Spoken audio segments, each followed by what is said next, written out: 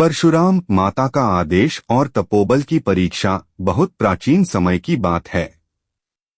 पवित्र भूमि भारत के एक घने वन में एक आश्रम था, महर्षि जमदग्नि का। वह परम तेजस्वी ऋषि थे, अग्नि के समान उज्ज्वल। उनकी पत्नी थी माता रेणुका, पतिव्रता, अत्यंत सुशील और तपस्विनी।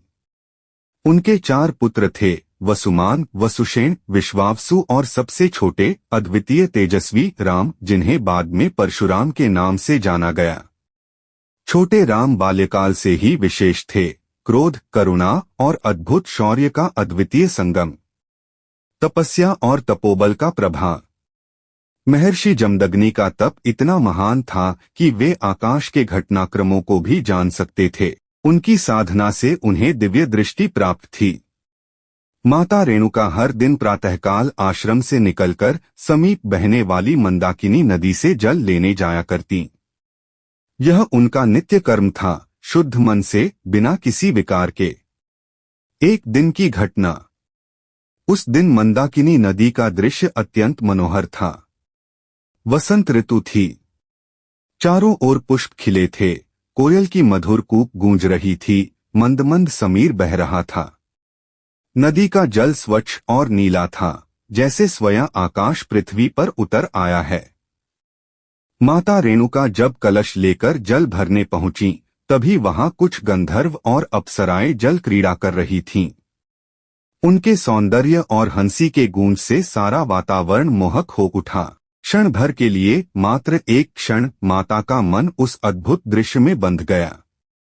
उनका चित्त विचलित हो गया। उनकी तपस्या में एक सूक्ष्म विकार प्रवेश कर गया।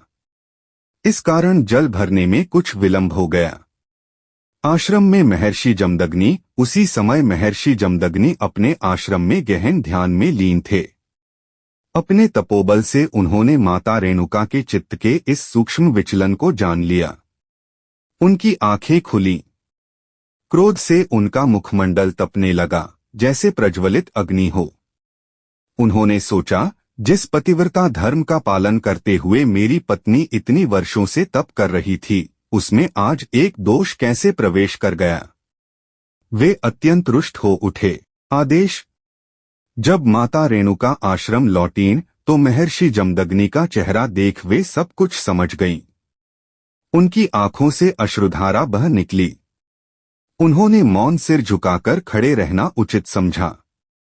महर्षि ने उग्र स्वर में अपने 4 पुत्रों को बुलाया। उनकी वाणी गरजती हुई बिजली की तरह थी। हे पुत्रों, अपनी माता ने आज पतिव्रता धर्म का उल्लंघन किया है।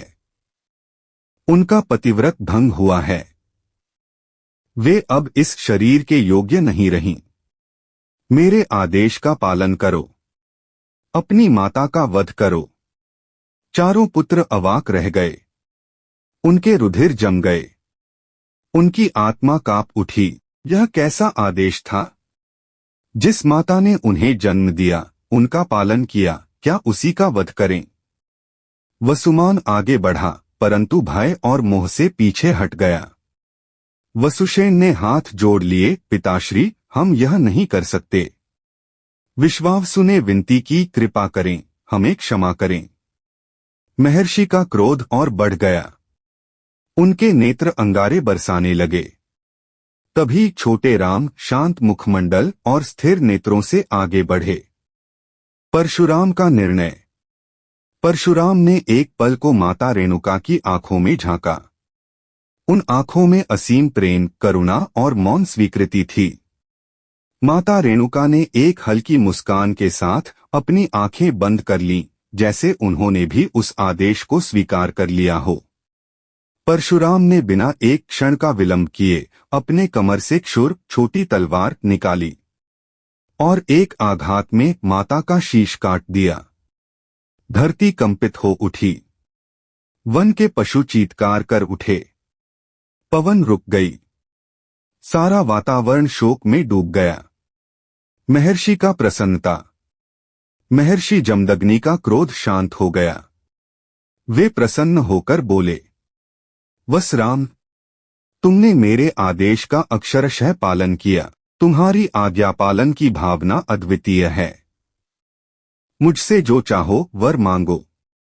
परशुराम ने हाथ जोड़कर नतमस्तक होते हुए कहा, पिताश्री, यदि आप मुझसे प्रसन्न हैं तो मैं यह वर चाहता हूं। मेरी माता पुनः जीवित हो जाए, पूर्ण पवित्रता और दिव्यता के साथ, और मेरे भ्राताओं को भी क्षमा कर दें जिन्होंने भयवश आदेश का उल्लंघन किया। महर्षि जमदग्नि मुस्कुराए। उन्होंने अपनी तपोशक्ति का प्रयोग किया। उनके मंत्रों के उच्चारण से वातावरण गूंज उठा। कुछ ही क्षणों में माता रेणुका का धड़ और शीश पुनः एकीकृत हो गए। वे पूर्ण जीवन के साथ उठ खड़ी हुई, जैसे कुछ हुआ ही न हो। उनकी आंखों में असीम स्नेह था। महर्षि ने अपने अन्य पुत्रों को भी क्षमा कर दिया। परिवार पुनः एकत्रित हो गया। लेकिन उस दिन का दृश्य सदा के लिए अमिट बन गया। कथा का प्रभाव। इस घटना से परशुराम ने यह सिद्ध कर दिया कि धर्म और कर्तव्य पालन सर्वोपरि है। उन्होंने भावनाओं पर धर्म को रखा और इसी कारण वे आगे चलकर क्षत्रियों के संहारक और धर्मरक्षक बने।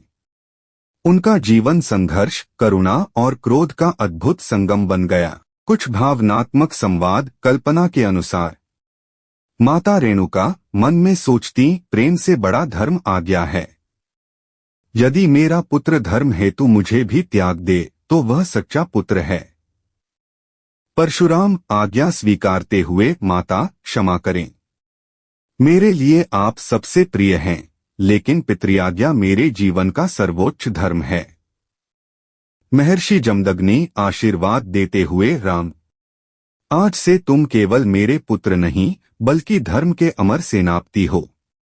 इस कथा से शिक्षा, धर्म और कर्तव्य का पालन चाहे जितना कठिन हो, उसे हृदयपूर्वक निभाना चाहिए। माता पिता के आदेश सर्वोपरि माने जाते थे। तप, संयम और आज्ञा पालन से ही व्यक्ति महान बनता है।